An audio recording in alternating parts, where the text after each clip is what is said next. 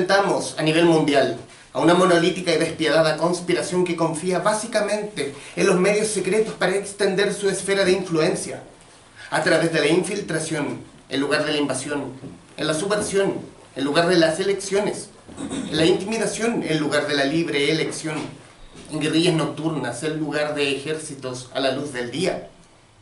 Es un tejido que ha reclutado extensos recursos humanos y materiales, construyendo una densa red, una máquina altamente eficiente que combina operaciones militares, diplomáticas, de inteligencia, económicas, científicas y políticas. Palabras de John Fitzgerald Kennedy en el discurso para la American Newspaper Publishers Association del 27 de abril de 1961. Comenzamos otra hora de conversación en The Libro Show para YouTube, Facebook e Instagram. Hoy hablando de historia y también tanto con el toque de inspiración, nada que ver, de conspiración. Esa cosa entretenida, increíble, irrisoria, pero a la vez que le da sabor a cualquier historia. Estamos, como igualmente hace un año, con Waldo Parra, a razón de su nuevo libro, Código Secreto, editado por hoy por Ediciones B. Primero, Waldo, agradecerte esta disposición a conversar, y segundo, decir, oye, el libro que te mandaste. Qué bueno. Pero es que es un muy buen libro, muy entretenido, diferente en lo que fue la trilogía de Masones y Libertadores, no decir que es mala en ningún caso, pero este tiene el toque de acción que no tenían las otras, al menos. Primero eso, bienvenido. Entre otras cosas. Y entre otras cosas, primero, bienvenido. Muchas gracias por la invitación. Y ya para irnos de cabeza, conversar de la idea. Después de tomar a estos próceres, después de la trilogía, hacerlo humano, hacerlo de carne y hueso, irnos de frentón a hacer, yo creo, una novela de acción. Porque esto es una novela de acción, si podemos definirla de alguna forma. Sí. ¿Cómo fue la idea del libro? ¿Cómo fue la construcción del mismo? Bueno, este libro en realidad, por ahí dije que es el libro que siempre quise escribir. Porque yo cuando me imaginé la historia de los próceres, si alguien leyó el tercer libro, se va a encontrar con que aparece el Leguemetón Clavícula Salomonis. Porque claro, cuando Carrera va a Estados Unidos, entonces el libro él viaja a Estados Unidos y tiene que llevar a cabo un tremendo emprendimiento que le pide el presidente, nada menos que el presidente de los Estados Unidos, que era salvar a Simón Bolívar, que estaba preso en una cárcel en el fondo en un castillo que estaba ahí en Florida. Bueno, pasan un montón de cuestiones, qué sé yo, y al final, en la última escena del libro, están reunidos todos en la oficina de Madison, que es el presidente norteamericano, y él de alguna manera les dice que todo esto no es nada, digamos, que esto es como una hebra, digamos, dentro de una madeja mucho más compleja, y insinúa, ¿no es cierto?, que en realidad los que conspiraron no eran los que aparecían, sino que había gente detrás, que incluso superaba a los propios ingleses, porque mi teoría de los masones era que en el fondo los ingleses eran grandes conspiradores detrás de la emancipación hispanoamericana. Bueno, pero en realidad hay una capa mucho mayor. Yo, por ejemplo, coloqué un personaje en la trilogía de Masones que era Spartacus, que curiosamente ese nombre es con el que se conocía a Adam Weishaupt, que era el fundador de los Illuminati. Así se le conocía como Spartacus. Entonces yo creé un personaje que empezó a aparecer como en el segundo tomo, y en el tercero ya fue evidente su presencia, digamos.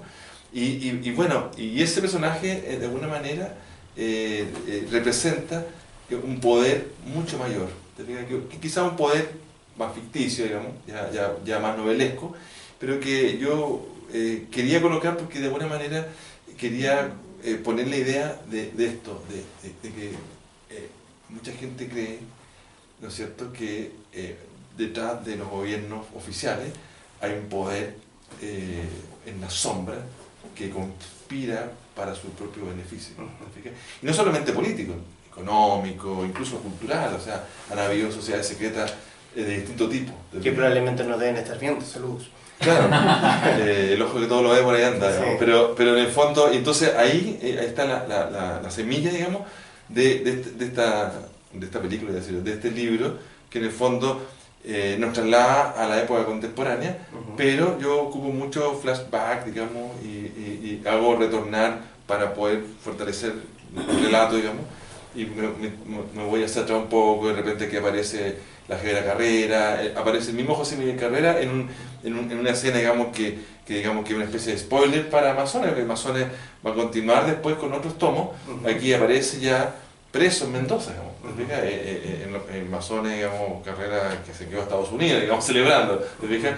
Pero acá ya está preso en Mendoza, y para quienes leyeron el segundo tomo, ¿no es cierto que cuando José Miguel toma el barco, y así toma el avión, ¿no? Toma el barco de vuelta a América, ¿no es cierto? Y ahí tiene una novia que lo despide.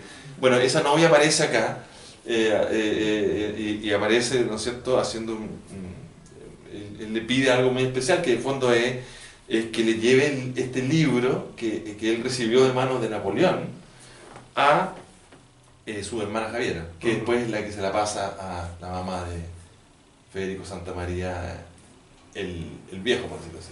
Entonces, claro, está unido, digamos, no una historia, digamos, que está aparte, digamos, sino que está unida, y porque yo en realidad siempre quise hacer una novela en tiempo presente.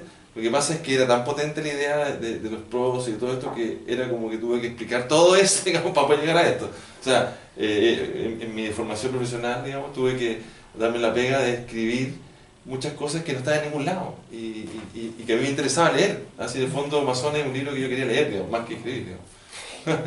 Y el darle la voz a personajes históricos, a ya de frontón crear personajes, ¿cómo fue el ejercicio? Bueno, porque aquí tenemos, claro, obviamente, la figura del gran protagonista, que es Federico Santamaría, multimillonario francés, descendiente de bisnieto de Federico Santamaría Carrera. Técnicamente, Federico Santamaría Carrera no tuvo hijos, y entonces no existe un bisnieto real que me pueda, digamos, ejercer la conexión legal, digamos.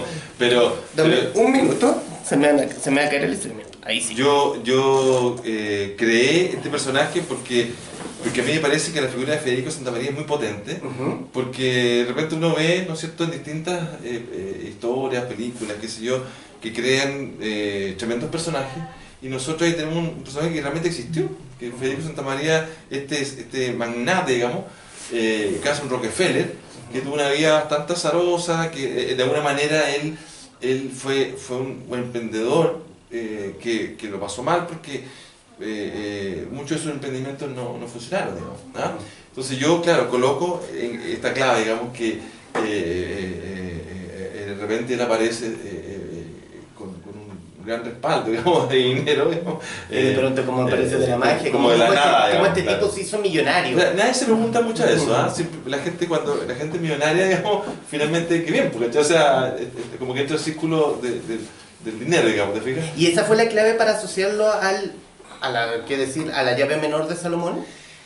Por un lado, su perfil, digamos, de ser un tipo que finalmente salió de la media, ¿cierto? Pero no por razones políticas, ¿no es cierto?, como era Carrera, sí, o otros, digamos, ¿te fijas? Sino que por razones económicas. Él principalmente no se metió en política, Santamaría, pero él hizo algo fundamental, que fue, y esto es un hecho real, que él entregó su fortuna, digamos, para crear la Universidad de Santa María, ¿te fijas? Que yo hice clase ahí, pero sin prejuicio de eso, digo que esa universidad es una del...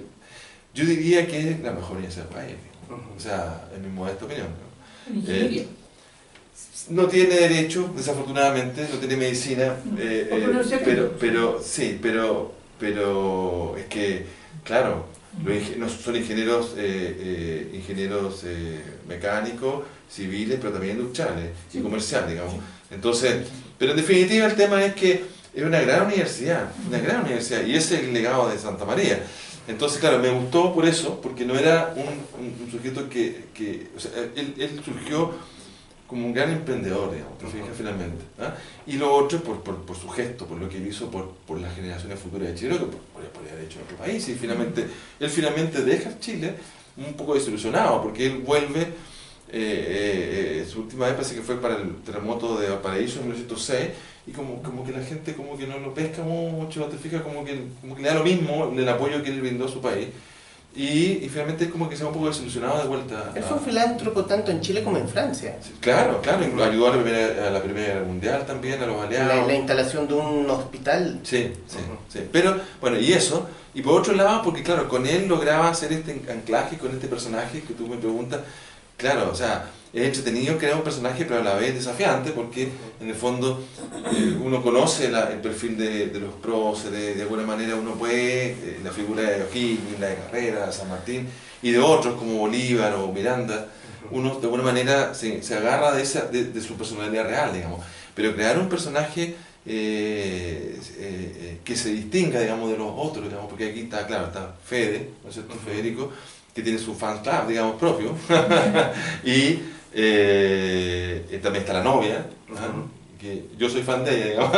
Sí, yo también, oye, qué personaje. Sí, y así pues van apareciendo otros personajes, y claro, sobre todo su vuelta, eso es todo el spoiler que les voy a dar. A la vuelta, sí, pero en fin, y van apareciendo otros personajes que muchos son descendientes de ella, que el mismo Fede dice, oye, ya me cansé de encontrar descendientes de ella, porque está el descendiente de Joel Robert Poinsett, el descendiente de David Porter, todos estos personajes que salieron en la tercera parte de Amazonas, ¿te fijas? Pero estos son descendientes, son entendido que son gente que está en el día de hoy, pero tiene esa marca, digamos, de también ser masones, digamos. Entonces, bueno, crear personajes es entretenido, pero también, como digo, es un desafío porque la idea es que sean personajes creíbles, que tengan una personalidad propia y que de alguna manera tú vayas desarrollando esa personalidad. Me imagino que en otra historia.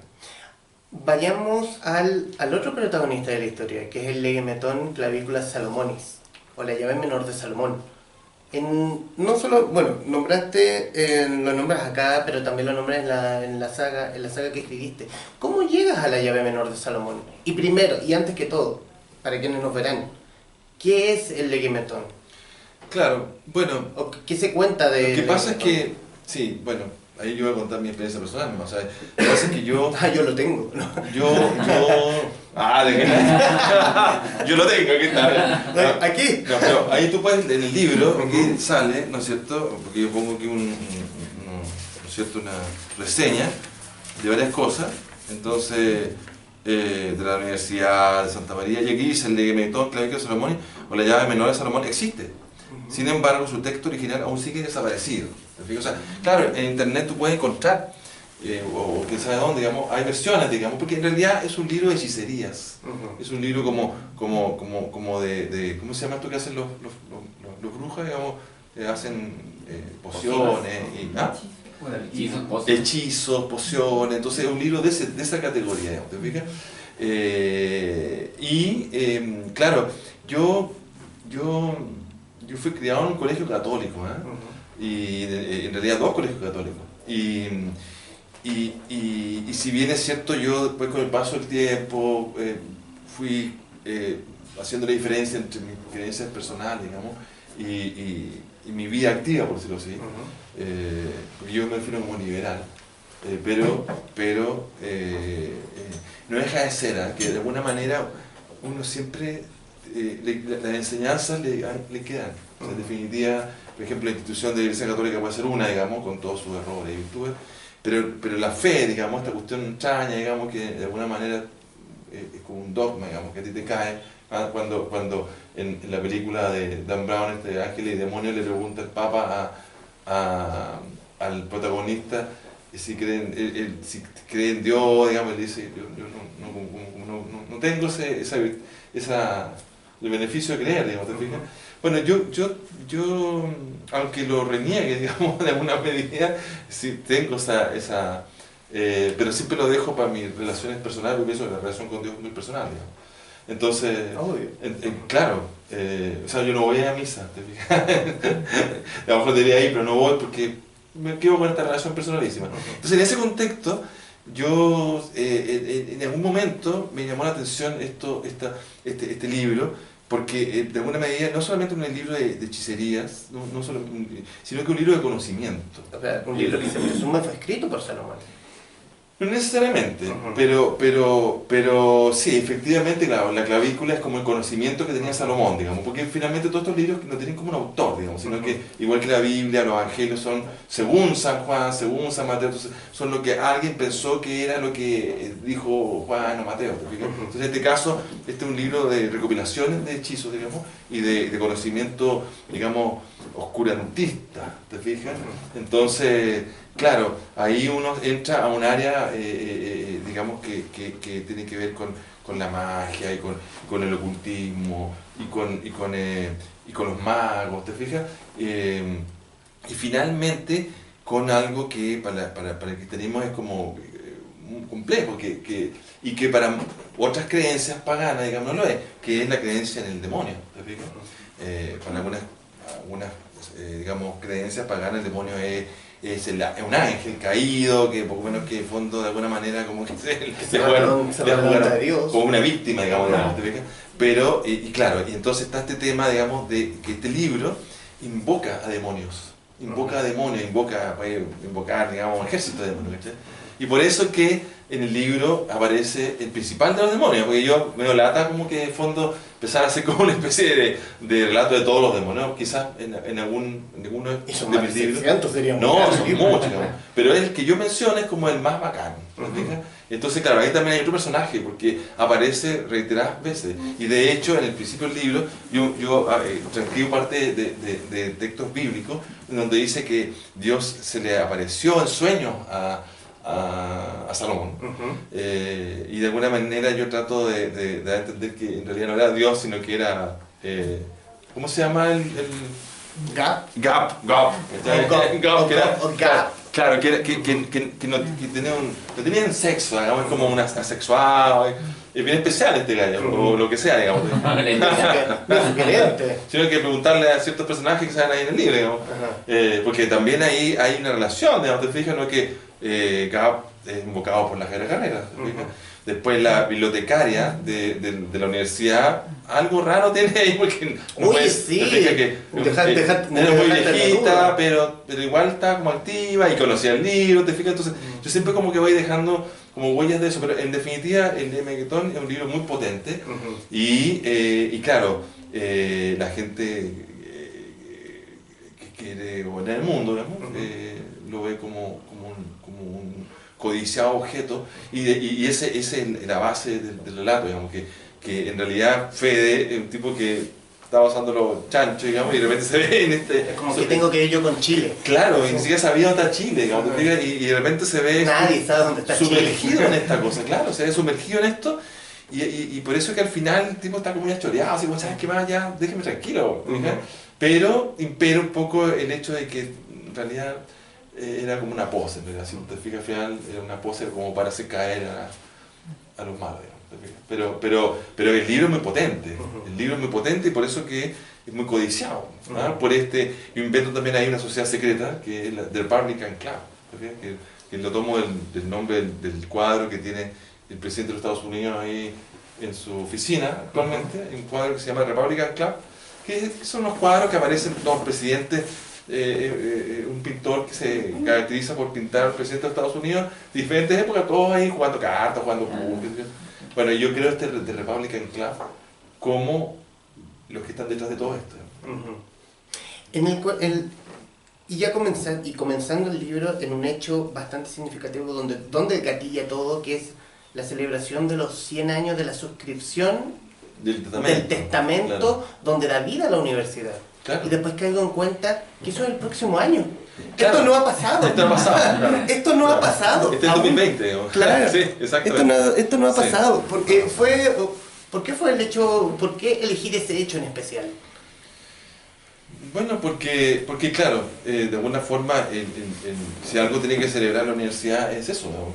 Que Santa María haya dejado en su testamento, digamos, su fortuna para crear esta universidad, que en algún momento fue una super universidad. O sea, para empezar, entraba muy poca gente, entraban becados. O sea, que en el fondo ya los primeros profesores de la universidad eran todos extranjeros. O sea, él tenía una visión de que el conocimiento es súper importante. Entonces yo trato de enlazar eso. O sea, Santa María de alguna manera trata de entregarle... ¿Cuál es el regalo que le hace a Chile Santa María? Es que sus futuras generaciones puedan adquirir el conocimiento que él ve que es la base del futuro. Y por eso que él, claro, y por eso que esta universidad es como de ingeniería mecánica, porque para él... Recuerda que originalmente se llamaba Escuela de Técnicos. Claro, exacto. Y de hecho la universidad debería llamarse Universidad José Miguel Carrera, que esa era su voluntad, que no se llamara universidad, que fuera un centro de enseñanza, pero que llevara el nombre del prócer. De hecho, sea quien ha ido a Paraíso, ¿no es cierto?, en la parte de la Avenida España. ¿Ah? Yo estudié la Santa María. Claro, abajo en la Avenida España, ¿no es cierto?, que está está la figura de Carrera a caballo y hay una pequeña reseña del testamento, porque él efectivamente era sobrino nieto de José Miguel Carrera. Entonces, claro, está esta lógica de conocimiento y claro, yo doy a entender que no es solamente por el hecho de que él sabía que esa era la herramienta, digamos, para el cambio, sino porque él, en el libro yo relato que él obtiene también este libro que tiene el conocimiento, ¿te fijas? Pero por otro lado es un libro que también tiene una consecuencia, o sea, él obtiene algo, pero él debe sacrificar algo, digamos. Ahora, él yo creo que exageró un poco porque el mismo Wab dice, oye, sabes que no era para tanto, en realidad yo no, porque el otro hizo todo algo para ocultar el libro, digamos, ¿te fijas? Y finalmente las intenciones de Wab no eran tan terribles como parecían, digamos. Pero bueno, pero en el fondo ahí hay una conexión entre el conocimiento, yo creo que es la base, digamos, de todo, ¿no? Si tú tienes conocimiento, y por eso que muchas sociedades secretas, ¿no es cierto?, existen para ocultar el conocimiento, porque en el fondo creen algunos legítimamente de que la gente no está preparada para obtenerlo, otros porque no quieren que el conocimiento llegue a manos de las personas, etc. Entonces, ahí está Santa María que quiere que el conocimiento fluya, ahí están otros que quieren que el conocimiento no se expanda. Quiero ir ahora a la construcción de los personajes, y comenzando con Federico Santamaría, este multimillonario español, multimillonario francés. ¿Cómo construyes el personaje? ¿Mirando qué cosa? ¿Mirando qué aspectos? Ahí, ¿crees en eso de la inspiración de ver a una persona? ¿Él tiene el alma del personaje que necesito? ¿O fue el ejercicio de escribir? O sea, en el fondo, Federico por aquí sale, de algún lado, sale su perfil, digamos. O sea, de alguna manera me dio un gusto de ser un gallo que fue súper como pro, digamos, ¿te fijas? Y, no, este tipo es un bacán. Pero no es como un gallo así como... él no exagera, digamos, ¿te fijas? No es una persona que haga ostentación de su dinero, ni haga ostentación de su capacidad, ni nada, digamos, que es bastante sencillo, ¿te fijas? Pero como tú escribiste por ahí, en realidad él, bueno, legítimamente nació en esa condición y bueno, él anda en helicóptero, avión, lo que sea, digamos, ¿te fijas? O sea, porque en realidad, además yo encontré que en realidad él no hereda su fortuna, sino que él también es inteligente y en el fondo gana. La construye. Claro, ¿te fijas? Lo que pasa es que el dinero es algo bastante como circunstancial, puedes tenerlo, puedes no tenerlo, en cambio la cultura, el conocimiento es algo que muchas veces se trae de familia, ¿te fijas? Entonces no va ligado el dinero a la cultura o conocimiento que pueda tener alguien, pienso yo, ¿te fijas? Entonces en el caso de él, yo creo que el dinero es circunstancial, pero él hereda toda una familia que detrás, ¿te fijas? Y hereda una personalidad, ¿te fijas? Entonces, bueno, pero yo de alguna manera me dio un gusto de hacer un personaje, digamos, que fue un poco espontáneo, pero después también, de alguna manera, claro, también tengo ahí como el ejemplo de Carrera, digamos, que era un mino, ¿cachai? Entonces, en fondo, claro, hay algo de José Miguel en él, ¿te fijas? Yo diría que lo idealizado mío puede estar ahí, ¿cachai? ¿Entendés? O sea, lo que yo me gustaría hacer, digamos, o algunas cosas mías pueden estar también ahí, pero lo bueno, digamos. Y lo otro es que, en general, no me costó escribir este libro, como por ahí le dije a alguien que era como que me hubiesen dictado un libro, o sea, no fue difícil, de hecho lo escribí en 6 meses, digamos, que es poco, entonces no me costó mucho crear el perfil del personaje y no lo encontré acá, pero por ahí, pero el perfil de él tampoco es tan ambicioso, ¿no? Pero creo que logré construir un personaje que se distingue. Pero que es simpático. Claro. No, Sí. no da como, oye, que trae este personaje. Sí, he visto que genera buenas vibras. Ajá. Sí. Y el personaje de Morgan, esta gringa potente. Morgana, en realidad. O Morgana. Ah. Sí, es súper potente. Ajá. Sí, en realidad más que encontrar características de ella, lo que le pedí a un amigo que vive en Nueva York fuera que me diera como ideas de dónde podría ir una persona que tuviera ese perfil, ¿no? Porque claro, el perfil de ella es un poco más complejo porque ella es como la hija de unas personas que como de más edad, finalmente ella es criada por los abuelos, pero en un círculo muy intelectual, muy intelectual.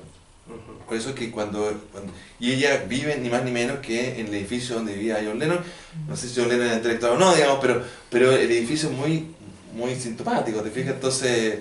está lleno de árboles. Claro, y debe ser como estos edificios que están en el parque forestal, así que son de piezas muy amplias, ¿te fijas? Entonces... y claro, y le pedí a un amigo que me preguntó dónde podía ir a comer, por ejemplo, a qué restaurante, por dónde podía pasear, pero finalmente yo elegí ese lugar porque también me da un gustito, digamos, o sea, de que fuese ahí donde porque a mí me gustaba, o me gusta, digamos, John Lennon, qué sé yo, me habría gustado haber vivido ahí, digamos, aunque no sé si en realidad igual debe ser viejo el lugar, pero, o sea, el edificio es viejo, digamos, pero es un icónico.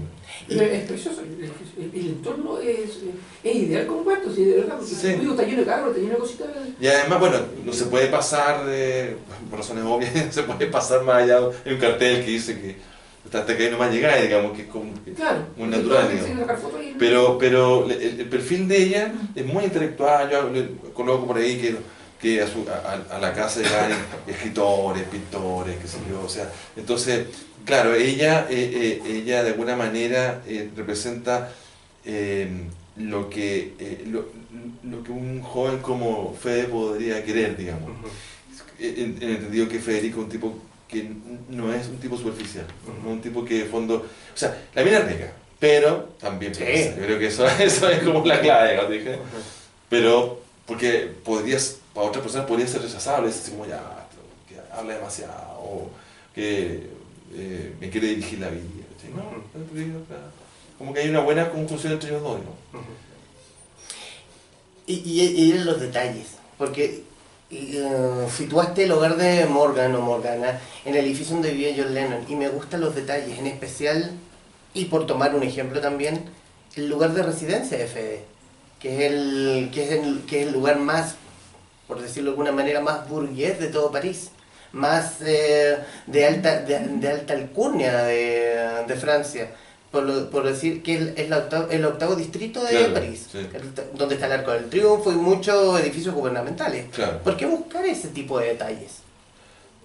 ¿También un gusto? Sí, también, o sea, si Es yo como- tuviese plata, viviría ahí, ¿cachai? Es como suena Sí, o sea... El joven de los gustos. ¿Ah? Te has dado puro gusto. Pero es que de fondo, de alguna manera hay que guiarse, ¿te fijas? Entonces, claro, yo insisto, no soy un escritor así como que...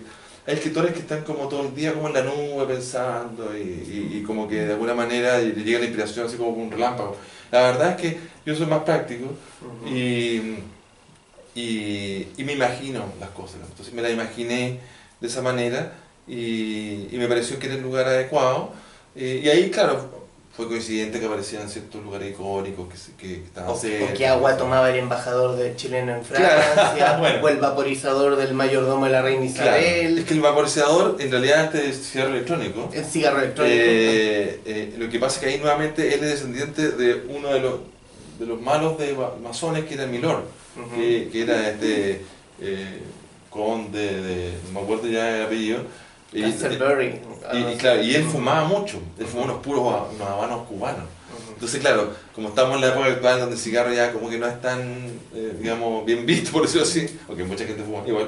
Entonces yo le dije, bueno, ¿qué puede haber un cambio acá? Porque él tenía maneras muy similares a su descendiente, a su antepasado, pero y también le gustaba fumar, pero bueno, tenía que fumar estos cigarros electrónicos porque de alguna manera, si no, iría a en realidad él sabía, no sé, que no era muy bueno, entonces pues, le coloqué esa característica, digamos, de que fumara esos cigarros electrónicos, ¿no? Que igual eran muy pasosos, me parece, porque igual tiraba mucho humo. O el excéntrico rector de la Universidad de Santa María. Claro, ese más que nada, claro, ahí me basé en el marido de una sobrina. Que Esperemos no lo esté viendo. No, bueno, Francisco se llama también. Ah, entonces saludos. Lo que pasa es que él fue el que trajo a Chile la Comic Con. A él se le ocurrió, trajo la Comic Con y entonces tiene toda esa lógica que le pongo ahí, ¿cachai? Que yo me imaginé, pero tampoco lo conozco tanto, pero imaginé... Harto guiño pop. Sí, porque él me dijo que, claro, que se había sacado una foto con... Porque, claro, él empezó trayendo como a los archivos X fanáticos. Creo que de una foto con Mulder Story. Entonces yo, claro, no le he visto la foto, pero imaginé que podía ser como lo que puse ahí. ¿Te fijas? Claro, le agregué un poquito las zapatillas de McFly, digamos, y otras cosas más, pero en el fondo es eso. Porque él, en el fondo, el rector representa un tipo exitoso que de alguna manera le devuelve a la universidad la mano, porque él dio la universidad y es como una especie como el dueño de Tesla, ¿cómo se llama? Musk. Elon Musk. Claro, es como una especie de Elon Musk chileno, digamos. Y claro, yo le coloqué toda esa lógica, porque claro, con eso enlaza cuando él le dice que él tiene unos lentes que permite ver, digamos, hasta las escrituras más difíciles, es porque de alguna manera él ya había visto, ¿no es cierto?, que en el testamento había había un mensaje oculto. Había un mensaje oculto. De hecho, se lo revela al final de uno de los capítulos y sabe que yo esto ya lo había visto, digamos, el otro dice, no sabía, ¿cachai? Porque era muy evidente que no se iba a aguantar, digamos, pero en el fondo también cuando yo menciono, en algunas partes aparece que tanto el embajador como el rector tienen un anillo especial, es porque en el fondo ellos son masones. Y de alguna manera estos gallos atraen a Federico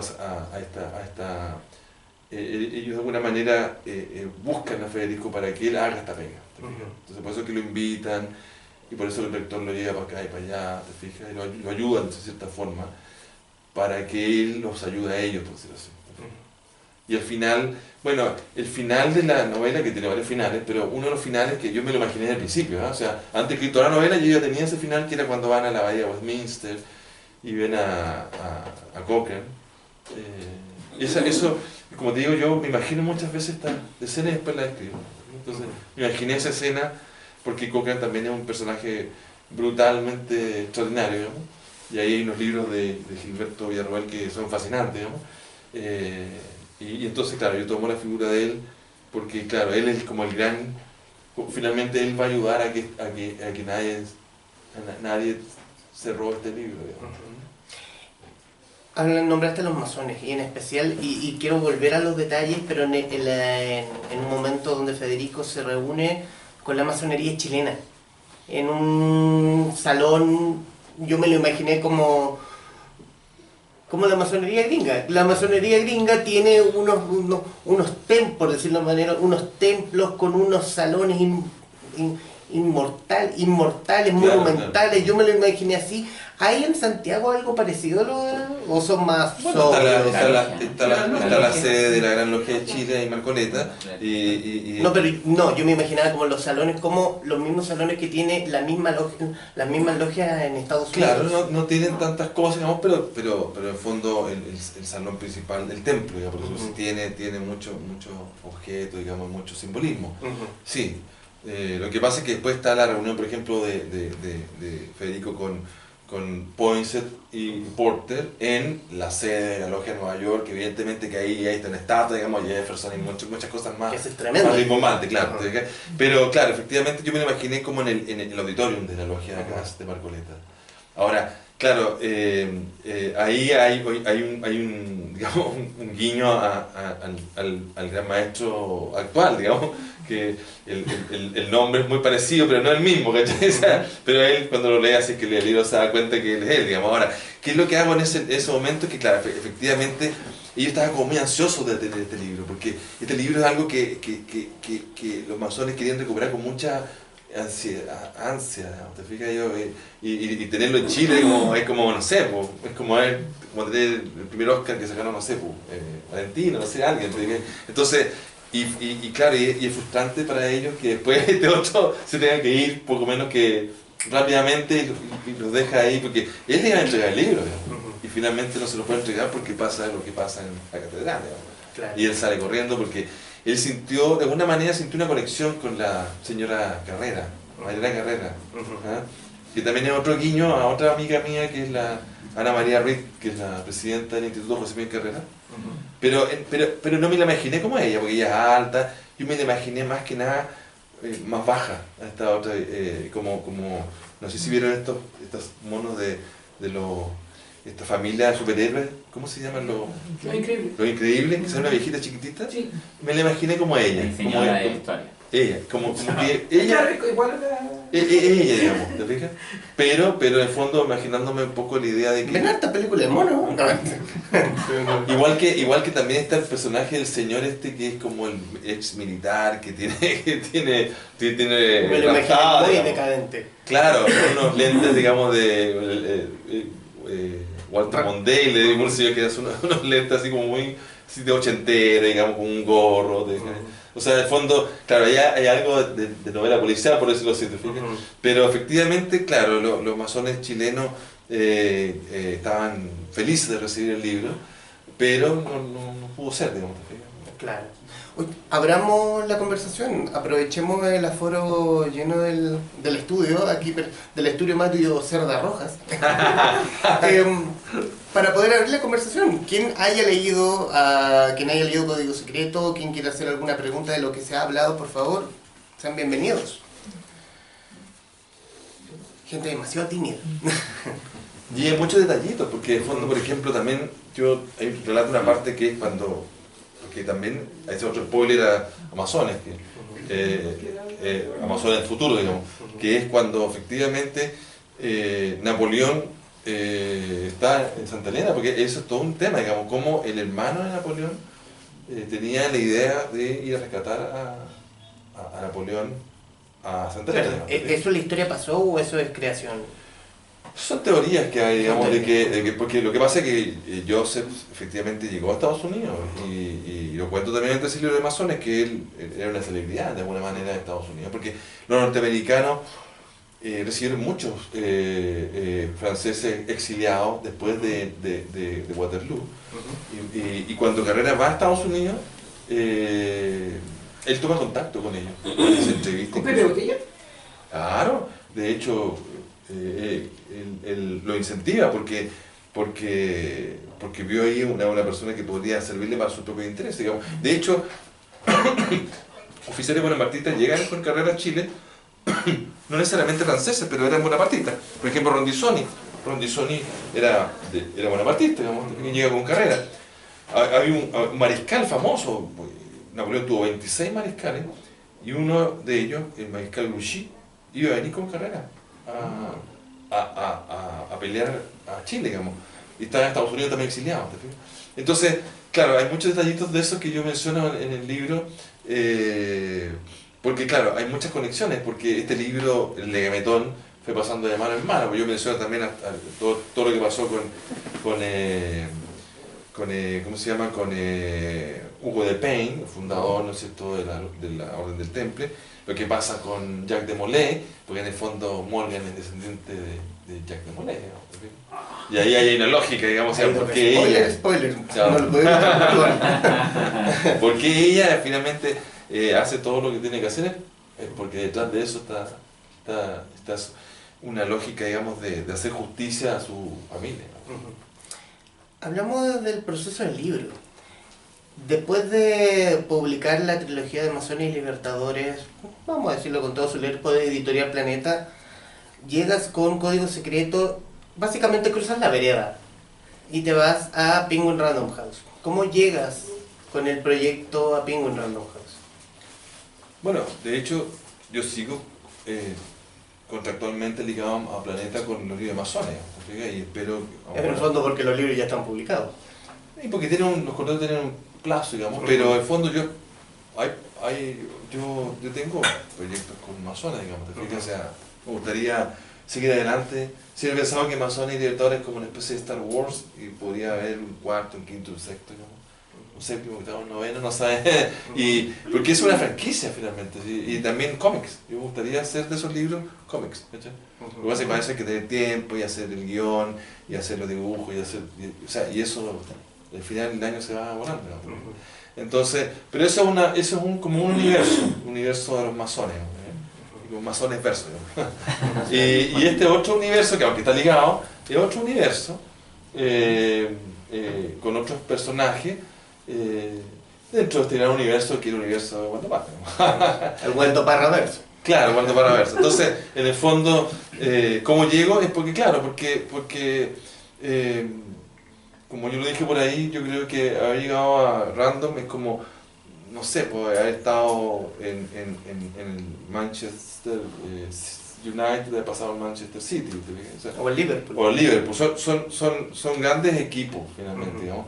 Y los jugadores de fútbol de esos equipos en alguna medida pueden darse el lujo de poder cambiar sin que, como alguien me dijo por ahí, que la hinchada se moleste, porque en el fondo, no sé, o sea, igual cuando Neymar se cambió del Barcelona al ¿cómo se llama? Paris Saint-Germain. Obviamente se cambia igual, digamos, ¿te fijas? Entonces, en el fondo aquí pasa un poco lo mismo, ¿no? ¿Te fijas? Yo creo que en estas ligas es bienvenido que uno pueda aspirar a más, ¿no? A moverse. Claro, y yo creo que Random tiene muchas cosas que a mí me gustan, digamos. Logré, por ejemplo, una mayor cercanía con el editor, en este caso Marcel Escobar. Claro, porque también hay un tema que el editor tiene que ser una persona que te sepa llevar. El escritor finalmente, y estamos hablando... O contener la emoción del escritor. Claro, nuevamente, insisto yo que esto yo no pretendo ganar el premio Nobel ni algo por el estilo, simplemente son libros comerciales, ¿te fijas? O sea, no les doy un gran valor, sino el valor que tiene la entretención, que ya es un valor igual, digamos, pero el valor de la entretención, ¿te fijas? Entonces, desde esa perspectiva, pero aún así, tú estás vendiendo ideas, más que ideas, estás vendiendo sentimientos. O sea, que no estáis vendiendo pilas ni papas. Entonces claro, yo creo que ahí, bueno, cuando tú vendes celulares, a lo mejor entonces el jefe de proyecto, el subgerente, no sé el que sea, tiene que tener las herramientas para manejar ese equipo, digamos. Bueno, el editor tiene que tener las herramientas para manejar equipos de escritores, porque los escritores ofrecen su producto que son historias, digamos, pero que de alguna manera tienen un elemento personalísimo, ¿te fijas? O sea, yo cuando escribo pongo algo de lo que yo pienso y de lo que yo siento, ¿te fijas? Y es inevitable, a mí me gusta así por lo menos. O sea, ahora, a lo mejor si uno escribe un libro de chistes sería distinto, digamos, pero este es un libro en donde yo de alguna manera coloco lo que yo pienso de esto, ¿te fijas? Como todos nosotros tenemos ideas. Y algunos las plasman de distintas formas. Hay gente que le gusta, no sé, jugar al cacho y ahí se pega una talla y hablan. Otros, no sé, son políticos y les gusta. Bueno, yo creo que a través de los libros de literatura puedo plasmar lo que pienso, porque yo pienso, y me gusta opinar, dar mi opinión. Entonces, es como choro, perdonando la expresión, es una choreza, digamos, poder hacerlo en un libro, digamos, y que otros puedan leerlo y de alguna manera compartirlo o no, digamos, pero por lo menos entretenerse, digamos, con esto. ¿Tienes escritores favoritos bajo esa misma lógica? Que te cuenten una buena historia, que te entretengan o que te eduquen, no sé, un libro que te haya, o un libro que te haya tomado. Bueno, Edgar Allan Poe, me gusta, ¿no? Me gusta, pero él es más que nada como un filósofo, que es Chesterton. Me gusta a veces las cosas que dice, porque es como bien conservador, pero en alguna medida tiene ideas muy liberales, ¿no? Hay un autor que a mí me gustó, lo leí, un abogado norteamericano, joven, que escribió justamente un libro que se llama La sombra de Poe, que son libros que están ambientados en como 1840, 1850, se llama Matthew Pearl. Tiene varios libros, el Club Dante, y me gustó mucho la manera como él armaba, y bueno, y por supuesto, bueno, aunque suena muy cliché, pero Dan Brown me ha servido mucho, porque de hecho este libro me sirvió porque leí el último libro, que igual no me gustó tanto, Destinos, no, Origen. Sí, pero ya era como repetitivo, pero me gustó mucho y lo tomé, el tema de usar esto de los breaking news y las noticias en desarrollo, te fijas, o sea, como, y le colocaba un poco de eso en ese libro, y te sirve como para poder relajar un poco el relato, digamos, te fijas, como para no ser tan denso. De repente yo utilizo muchos asteriscos y voy tratando de que la lectura no sea tan larga, digamos, te fijas. Entonces, bueno, esos autores, y bueno, y Isabel Allende también, por supuesto, me gusta. ¿Alguien quisiera decir algo hasta el momento de lo que Yo tengo hemos una hablado? pregunta. Desde el punto de Ay, gracias. desde el punto creativo y del proceso así como de escritura, ¿cuáles son las, mencionaste algo, pero cuáles son las diferencias de escribir de tan atrás, digamos, en la historia y algo más contemporáneo? Sí, dijiste que era el libro que querías hacer. Claro. Pero en el proceso era un libro que debía hacer. Claro, era lo que necesitabas plantar para poder cosechar digamos. Claro. Pero en el proceso en sí, en esos 6 meses que mencionaste, ¿sentiste diferencias? Por ejemplo, usó tecnología en el libro cuando en los otros Claro. no existía, etc. Bueno, igual hay que estudiar algunos datos, qué sé yo. En este caso yo le puse, igual son cosas como superficiales, pero no sé, porque vestían traje de determinada característica, o el arma era tal o cual, digamos, te fijas, o de qué aeropuerto salían, o cuál era el helicóptero, el avión, qué sé yo. Esos detalles me gustan porque creo que también les gustan a los lectores. Y también en Masones pasaba lo mismo, pero lo que pasa es que, claro, no es lo mismo averiguar eso de lo que pasaba hace 200 años atrás, o sea, qué tomaban, en qué se entretenían, cuál era la distancia, ¿te fijas? Es más fácil, evidentemente, en un libro contemporáneo, pero finalmente hay un trabajo muy similar, digamos, porque claro, yo estas novelas las sitúo no solamente en Chile, entonces claro, está en Nueva York, en Londres, hay lugares en los cuales yo he estado, pero yo no he estado en Nueva York.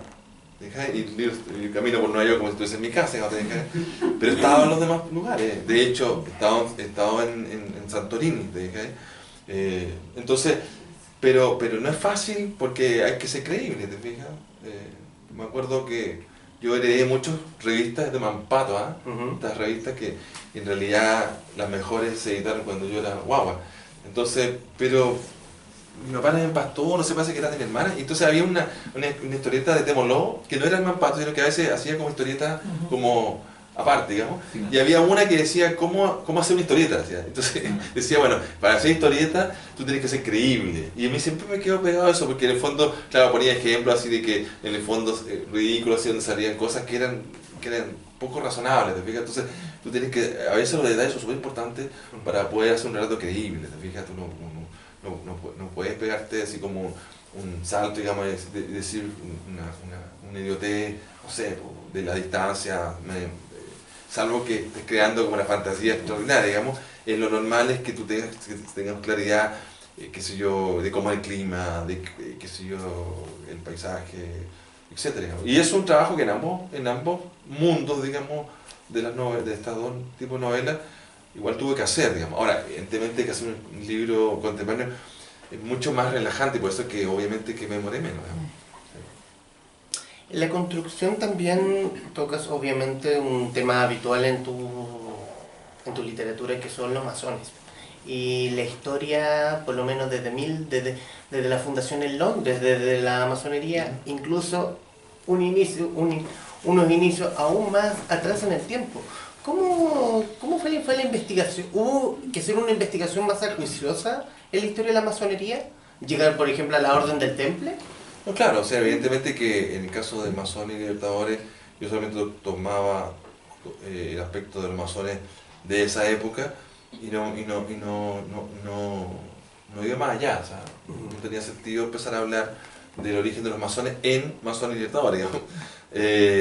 Porque en el fondo la teoría ahí era que los masones ingleses, creo que en alguna medida algo dije, pero muy al pasar, digamos, pero en el fondo la teoría era que el gobierno inglés, en definitiva, de la época, que eran todos masones, tenían una idea de lo que debía ser el imperio británico. De hecho, muy curioso porque hace poco, por ahí salió una noticia que coloqué en Twitter, cómo son las cosas, digamos, hoy día, con lo que pasa en Hong Kong, el gobierno chino le mandó un mensaje a los británicos como diciendo, oye, ustedes creen que todavía están en la época del imperio británico, pero le queremos decir que ya, el aviso no, el aviso no, claro. Entonces, pero en la época de masones ellos eran un imperio, digamos. Entonces, evidentemente que cuando uno habla de los ingleses, uno se queda siempre con Mick Jagger, que los rockeros son súper buena onda, pero a propósito que está de cumpleaños. Claro, está de cumpleaños Mick, hola Mick. Pero resulta que los ingleses del Imperio Británico eran muy pragmáticos y eran cara dura, o sea, si tenían que, no sé, hacer algo determinado que no era por la lógica, digamos, pero tenían que hacerlo, hacían igual, digamos, ¿te fijas? Entonces, es la lógica de la creación de un imperio, ¿te fijas? Ahora, en cambio en estos otros libros, claro, efectivamente fui al origen, y bastante al origen, porque claro, una cosa es el origen institucional de la masonería, que hace 300 años atrás, en Londres, 1717, etc. Pero en realidad el origen de la masonería, por los mismos masones, ellos dicen, no, hay distintos orígenes, o sea, desde los canteros de la Edad Media, que construyeron las catedrales góticas, son más hasta antiguos que los fenicios. Los egipcios, y finalmente Salomón. O sea, los masones vienen desde el origen de los tiempos, más o menos. Entonces, y aquí toca un poco eso, ¿no? ¿Te fijas? Porque en el fondo este libro técnicamente está en el Arca de la Alianza, digamos, guardado, junto con Santo Grial, con qué sé yo, los 10 mandamientos, etcétera. Y son los templarios los que se llevan todos estos valiosos objetos a Escocia cuando son perseguidos por Felipe IV el Hermoso, digamos, que finalmente los extermina, digamos. Y por eso que después, 200 años después, Benjamin Franklin, que curiosamente fue a Escocia, porque fue a ser como Francisco, era hijo de un sastre, y él se fue a hacer unos talleres a Estados Unidos para hacer sastre. Y ahí vio la tele y vio que había estos programas tipo Sábado Gigante y le gustó. Entonces a Benjamin Franklin le pasó lo mismo. Él era hijo de una persona que tenía imprenta y en el fondo él empezó a hacer almanaques, digamos. Entonces fue a hacer como un taller en Escocia, a Inglaterra, y ahí se fue a Escocia, y en mi historia él se encuentra con este... Y básicamente, permiso. Claro, permiso.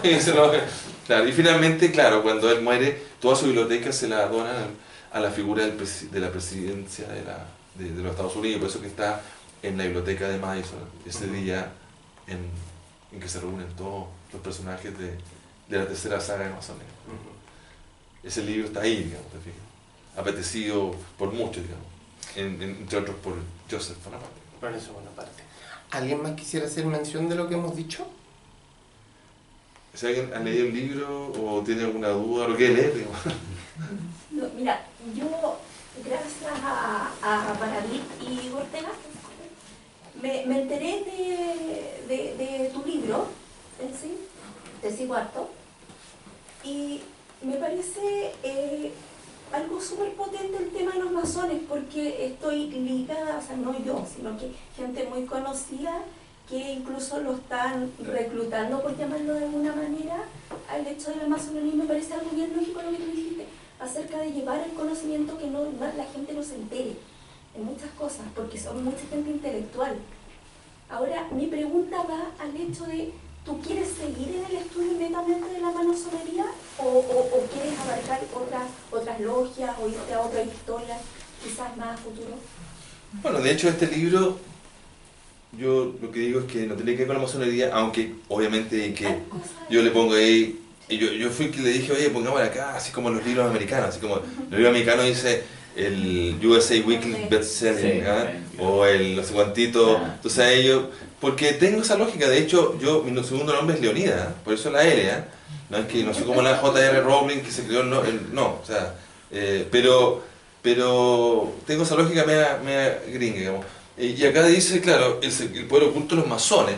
En realidad el poder oculto de los masones es el Lemetón, ¿te fijas? Porque además el poder que tiene el Lemetón es un gran poder, digamos. O sea, ahí se explica en el libro que es un superpoder. Finalmente lo que yo planteo es que este poder puede llegar a manipular la voluntad humana. O sea, si tú llegas a manipular la voluntad humana, ya se acaba la humanidad. ¿Te fijas? Entonces por eso es tan peligroso que este libro caiga en malas manos. ¿Te fijas? De hecho, en alguna medida ya existe esa circunstancia, ¿no es cierto? En muchas, qué sé yo, en internet, de alguna manera, con la tecnología actual, hay una tendencia a manipular tu voluntad, digamos, cuando aparecen estos banners o estas cosas que curiosamente tienen que ver con lo que tú has buscado, ¿te fijas? Hay una tendencia, digamos, pero afortunadamente todavía no definitiva.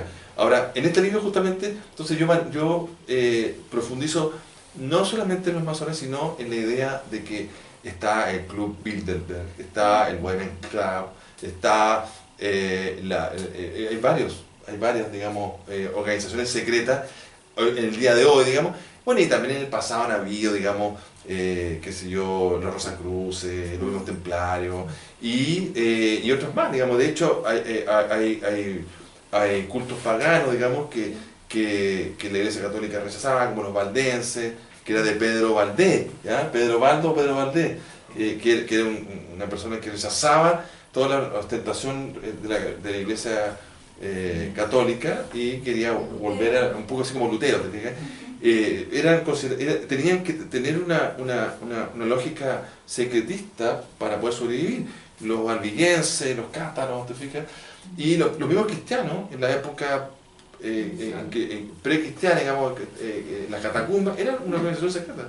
Entonces, organizaciones secretas han habido en toda la historia de la humanidad y por eso que yo quise, digamos, en alguna medida, pasar la frontera de los masones y en este libro hacerme cargo, y yo mismo creo una organización secreta que es la de Republican Club, que ya es como, y los socios, y claro, los que leen el libro Y que existe y está patentado. Claro. De alguna manera ahí se van a encontrar con, y ahí yo no menciono el personaje que habla al final, digamos, pero ahí podrá sacar sus propias conclusiones y quién puede hacer, digamos. El que le perdona la vida, digamos, al amor, todo esto. En fin, entonces claro, aquí hay algo de eso lo que tú dices, que en realidad mi idea era mostrar no solamente... De hecho la masonería para mi gusto no es una organización secreta, es una organización institucional, digamos. Pero ahora. Claro, como la Iglesia Católica lo es ahora también, digamos, tiene ritos muy reservados. Partió siendo secreta también. Claro.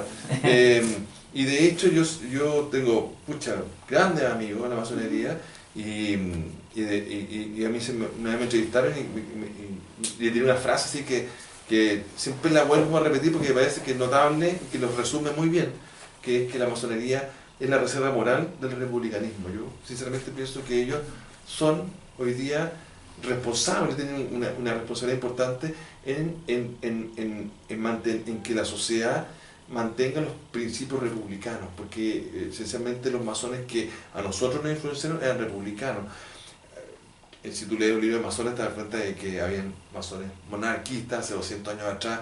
Esta lógica de la democracia republicana no era una lógica que estaba... San Martín era monarquista. Claro, entonces no era una lógica asentada, digamos, había una discusión al respecto, y ahí nuevamente traigo la figura de Carrera, en el sentido que Carrera se le podrá achacar muchas cosas, pero nunca él, por dicho de otra forma, él siempre fue republicano. Porque por ahí, alguien, no sé, pues te tiran por ahí, no, él fue el primero que hizo un golpe militar. O no, primero hizo un golpe de Estado. Entonces yo digo, bueno, está, ok, pero yo me pregunto a Renato seguido, ¿había estado? ¿Había estado? Para hacer un golpe de estado tenía que haber estado. No había estado, digamos. Entonces, él quizá hizo un movimiento de fuerza, hizo a lo mejor me acuerdo que estaba con el caballo, dice el mito que estaba haciendo ejercicios militares ahí en La Moneda. No sé si realmente habrá hecho un golpe, digamos, de estado, digamos. Lo que sí se tomó el poder. Pero, ojo, Carrera nunca, a diferencia de la lógica doctrina, él nunca mandó matar a nadie. Nunca mandó matar a nadie. Los que exiliaban. Por favor.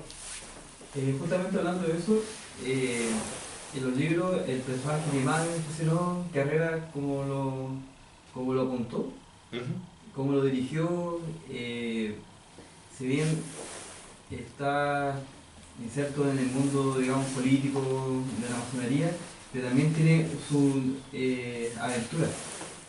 Sí. Las aventuras de que yo me lo imaginaba como en cómic, las aventuras de Carrera saltando, no sé, cuando van a escalar fuerte, qué sé yo, Claro. es muy entretenida.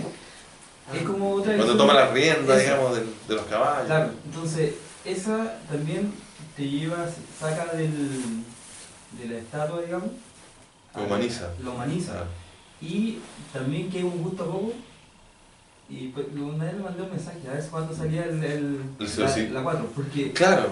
quedó Claro. como en asco más o menos la historia de Carrera en Estados Unidos, pero Lo que pasa es que, bueno, yo también hay un poco de mí, digamos, en el sentido de que yo pienso que Carrera era un tipo, o sea, no lo digo yo, Carrera era un tipo muy encachado. De hecho, hace poco se vio en la última noticia que era uno de los gallos más altos, Sí. menos 75, qué sé yo. No, Era- minísimo. Era un mino, digamos, y además no tenía la lógica de Bernardo, que el tipo la pasó muy mal, digamos, lamentablemente. La pasó muy bien, o sea, una familia feliz, ¿cachai? Muchos hermanos. O sea, de verdad yo creo que nosotros como país nos perdemos una potente figura. Porque nosotros somos lo buenos para criticar, fijarse, ¿y por qué este gallo no? ¿Y por qué era mujeriego? ¿Qué te importa a ti? O sea, sí, oye, pero yo no quiero hacer una apología de ser mujeriego, pero digo que si él de repente lo hizo, digamos, No. o sea, lo digo, eso no lo denota, no lo transforma, digamos. Entonces, claro, lo digo simplemente porque en la tercera parte termina justamente porque en realidad él es seducido por la americana, digamos, no me acuerdo el nombre, pero Lorelei. ahora mismo Más que él, es una curiosidad. yo sé que es como hacer un poco justicia, digamos, lo que usted escribe y también lo que publica por Instagram, de hacer un poco justicia a la figura de José Miguel y de los hermanos y de Javier. No, o sea, ¿no ha pensado hacer un libro en referencia a ellos totalmente? Por lo mismo, para hacer justicia en eso, porque una vez puso una foto de la pequeña piedra que hay Claro. Ahí en la Plaza de la Constitución. Claro. Entonces, abajo en la catedral, entonces, yo pienso que hay mucho potencial para, no sé. Sí, por eso, pero en alguna medida Masón es eso, ¿eh? O sea, lo que pasa es que, claro, abarca otros personajes, que sí, otros próceres, pero en alguna medida lo que quise hacer fue eso, como tratar de que nosotros como chilenos nos diéramos cuenta que tenemos un súper héroe, digamos, un rockstar, digamos, de la historia, y que nos estamos perdiendo por tonteras, digamos. ¿Te fijas? O sea, si Chile tuviese a Carrera, yo no digo que cambiemos a O'Higgins por Carrera, porque creo que sería cometer el mismo error. Creo que tenemos que hablar de padres fundadores, de un grupo humano, pero evidentemente que Carrera ocupa un lugar estelar, digamos. ¿Te fijas? Entonces, nos perdemos muchas veces estos personajes porque le tratamos de buscar las 5 patas al gato y empezar como a criticarlo. Ya están muertos, digamos, ¿te fijas? Y ellos tuvieron cosas buenas y cosas malas, digamos, ¿te fijas? Pero él tuvo muchas cosas buenas. Por ejemplo, él fue, cuando él gobernó, él estableció que la educación, por ejemplo, fuera para hombres y para mujeres. En una época en donde las mujeres no estudiaban. Él ya pensaba que el conocimiento nuevamente tenía que ser para todas las personas. Él fue el que estableció la abolición de la esclavitud. nosotros estábamos acordando hace unos días atrás que fue Infante, qué sé yo, con otros más, pero en realidad, ¿y él por qué? Él fue la libertad de vientre, ¿por qué? Porque aquí había pocos esclavos y de alguna manera dejar la libertad habría sido quizás hasta un problema para los esclavos que estaban viviendo, digamos, en los fundos, que siguió trabajando, porque aquí había pocos esclavos, digamos, ¿te fijas? Entonces, pero él fue el iniciador cuando él estableció, en su gobierno, se estableció la libertad de vientre, o sea que los hijos de esclavos eran libres, fue el primer paso. Nadie dice eso, ¿te fijas? Siempre dicen, no, la esclavitud, hace poco, no, sí, por supuesto, no nos acordamos de Infante. ¿Por qué no nos acordamos de Carrera? Cuando uno va a la Biblioteca Nacional, la Biblioteca Nacional fue también bajo su gobierno, ¿dónde está la primera imprenta que él compró con su bolsillo? De su bolsillo compró la imprenta, está en el subterráneo. ¿Ah? En otro país la tendrían con una cúpula de cristal, digamos, protegiendo. Yo En recuerdo... la biblioteca del Congreso en Washington, a la entrada, ¿Ya? está la imprenta de Gutenberg, la tienen puesta a la entrada. Te adentro, sí, lo primero que encuentras con la... ¿Te fijas? Entonces, nosotros nos cuidamos, nuestros personajes nos cuidamos, las cosas que son valiosas. Yo me acuerdo que haber entrado hace unos años atrás a la Biblioteca Nacional y te juro, haber visto una taza de café, típica taza de café blanca, así chiquitita, en la imprenta que tenían ahí. ¿Te fijas? O sea, y claro, no es culpa de los funcionarios, es culpa de los que dirigen. Finalmente ahí hay un descriterio, digamos, ¿te fijas? Yo creo que voy a seguir haciendo libros de masones y de alguna manera tratar de destacar la figura de Carrera, digamos. Para cerrar, y ahora para cerrar, hacer solamente una pequeña mención y decirte, y darte las gracias. Y darte las gracias y decirte que Código Secreto es tremendo libro. Yo te diría, ya a juicio, y esto es más bien a juicio mío, no se quede dormido, y esto obviamente a juicio mío, hasta el momento, lo mejor que he leído en el año, hasta el momento. Es obviamente una opinión mía, pero sí... ¿A todos le dicen lo mismo? Evita escuchar la serie. Bueno, sí. Bueno, sí, pero hoy día sí digo la verdad. Aquí sí que sí. Aquí sí que sí, no, te mandaste tremendo libro, tremenda historia, tremenda novela de acción. ¿Cómo la catalogamos? Claro, es un poco como una novela conspirativa con un poquito de acción y quizá también policial y algo de romántica también, porque, o más de romántica, ¿no? Porque también hay cosas que Fede hace muy bien, digamos. Y yo no sé, yo he visto por Twitter que tiene sus fans. De hecho hay una niña que escribió, yo tengo que decir, amo a Fede, y le puso Fede, digamos. Llamó atención, se lo voy a decir. Se lo voy a decir, como lo voy a mandar. Pero en todo caso, digamos que mi intención es seguir avanzando en crear historias, además. No solamente historias de masones, de sociedades secretas. De hecho, yo ya lo tengo presentado a la editorial, porque mi lógica también, esto es un negocio finalmente, es hacer un libro todos los años. Entonces, ¿Con Pingüín? Con quien sea, digamos, el caso. En el fondo, porque si tú no sacas un libro todos los años, finalmente desaparece. Mal, bien, como sea, pero... Y en algún momento va a salir, y yo creo que el próximo año, no sé, le tengo mucha fe al libro, que el próximo año tiene nada que ver con estos libros, pero es un súper... No sé, pero una cosa, pero ya yo te digo... Es una novela romántica. No, o sea, me gustaría escribir una novela romántica, pero no, esto es una novela... Es una ucronía y la verdad cada vez que yo, y esto lo empecé escribiendo aquí en el celular, cada vez que se lo he reseñado a algunas personas, lo que me han dicho es 2 puntos, ¡wow! Así como, de verdad, yo le tengo mucha fe y creo que va a ser el libro del próximo año, va a ser, pero, o sea, ahí vamos a salir de todos lados porque va a ser un súper libro. ¿Y la historia del Código Secreto aquí cierra? Muy buena pregunta. No, porque a mí me encantan estas cuestiones así como en las series de ahora, las películas. Entonces, claro, yo de hecho, para los que lo han leído, digamos, aparece al final del libro Nikola Tesla, ¿no es cierto? Y Nikola Tesla conversando con Federico Santamaría, el bisabuelo. Y ahí, curiosamente, pues todas estas cuestiones donde vemos que el libro es guardado nuevamente en un lugar secreto, pasan muchas cosas, pero ahí aparece 1920 entregándole el libro Santa María a Tesla. Y Tesla lo mira así como... De hecho, permíteme, yo sé que a lo mejor voy a extender demasiado, pero cuando... A mí esta parte, yo me las imagino y después las escribo. Entonces, dice, está Tesla, él vivía en un hotel en Nueva York. Entonces, Santa María lo va a visitar. Y entonces dice, en ese momento el garzón trajo el vino y lo abrió frente a los dos ilustres comensales. Luego Santa María manifestó, usted, señor Tesla, ha dominado la energía más pura. Se ha atrevido a ir un paso más allá para comprender los misterios de la naturaleza. Y estoy convencido de que quien mejor pueda discernir lo que le voy a decir. Sigo sin entender, porque en realidad venía un poquito antes, dijo Tesla. De pronto Santa María sacó un pequeño libro de su abrigo y se lo entregó al famoso inventor.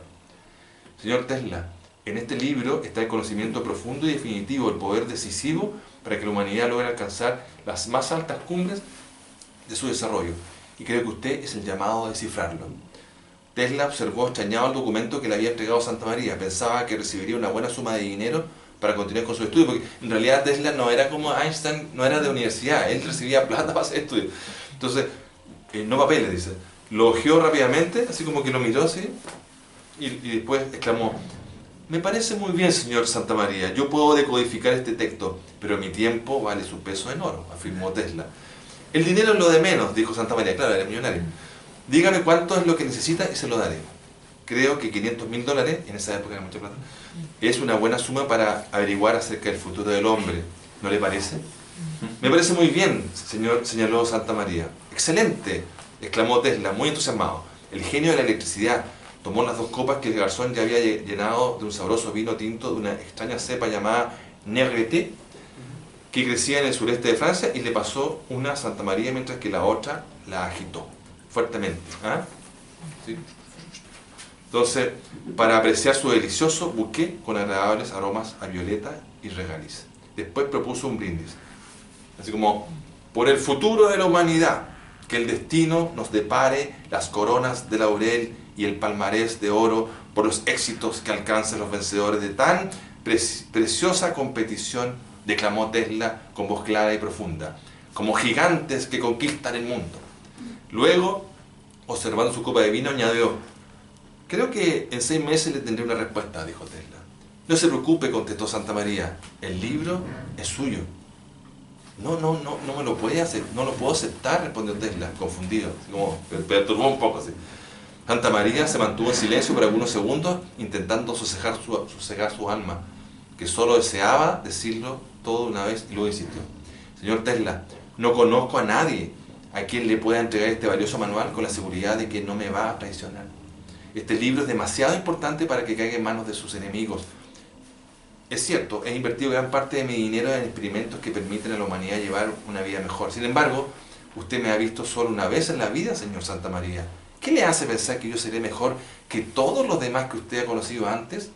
Señor Tesla, en mi testamento dejaba prácticamente todo mi dinero para fundar una institución que enseñe a las generaciones futuras el valor del conocimiento más profundo, tal como usted lo ha hecho durante toda su vida. No tengo que conocerlo, señor Tesla, ya lo he hecho. Con eso me basta. Nikola Tesla dejó su copa sobre la mesa y empequeñeció sus ojos para intentar ver mejor a su anfitrión. Luego observó la portada del libro y leyó su título, El Lemegeton Clavicula Salomonis. Todavía seguía sin entender nada. Después, cuando parecía que ya no tenía más que agregar, Tesla volvió a beber de su copa y, levantando su mirada, dijo, bueno, señor Santa María, entonces es momento de que comience el juego. O sea, que en el fondo, mi idea es que después venga un segundo libro, que no tendría por qué llamarse igual, pero que de fondo, que Tesla es un super personaje. Forme parte del universo. Claro, es un super personaje, y ahí yo ya me imagino cosas como Tesla viajando en el tiempo, digamos, encontrándose con él mismo, o con Santa María más joven, no sé, algo va a pasar, digamos, porque Tesla era un genio. Entonces, unir a Tesla con esto es ganar un super personaje. Y entonces ahí tenés un libro. Y el otro, muy realmente, es Isidora Goyenechea, que a mí me encanta esa mujer, Y yo de hecho tuvimos que recortar la parte del libro porque ya estábamos muy atrasados, pero en realidad yo insinúo que ella, que murió en Francia, y que era vecina, digamos, de Santa María, era algo más que vecina de él. Y que a lo mejor, quizás, mis nietos tengan más de ella que de él. Un renuncio por ahí. Claro, pero ¿por qué? Porque ella es una adelantada a su época, es una especie de CEO, digamos, de su holding, una mujer muy interesante y chilena, ¿te fijas? Y bueno, y ahí está. Así que hay posibilidades de avanzar y, claro, a mí me lleva de la mano la imaginación y la creatividad y a lo mejor el poder escribir de una manera que le gusta a la gente, así que va a haber seguramente otros libros, como muchos otros más, digamos, porque mi idea es seguir escribiendo por bastante tiempo. Bueno, agradecerte obviamente, y como se agradece en cualquier sesión de The Libro Show, que es con regalos. Por la posibilidad de tenernos acá muy atentos y con el entusiasmo con que nos leíste esta parte del libro. Y para que no te olvides de tu paso por el Manchester United, de decir Alex Ferguson, liderazgo, editado por Roque Editorial. Muy bien, gracias. Y además, la taza que acredita que estuviste en los envíos de The Libro Show. Muy amable, gracias. Y solo para finalizar, leer una semblanza de lo que escribí para Código Secreto en el Instagram de Libro Show Serie. Con personajes seductores y villanos de alto rango, la novela juega con las ambiciones del poder absoluto y la doble cara de quienes buscan hacerse de este. Cargado a la historia con altas dosis de acción y conspiranoia, Parra nos entrega un relato ágil y muy atractivo sobre aquello que escapa al ojo que todo lo ve. De Waldo Parra, Código Secreto, de Ediciones B, libro que lo pueden encontrar? Por supuesto. Libro que pueden encontrar en espacioforestal.cl o viniendo a la Casa Club de Queleo Forestal en Merced 76, Comuna de Santiago. Waldo Parra, qué gusto. No, el gusto fue mío. Gracias a ustedes y a quienes nos están viendo, gracias. Nos vemos en otra hora de conversación.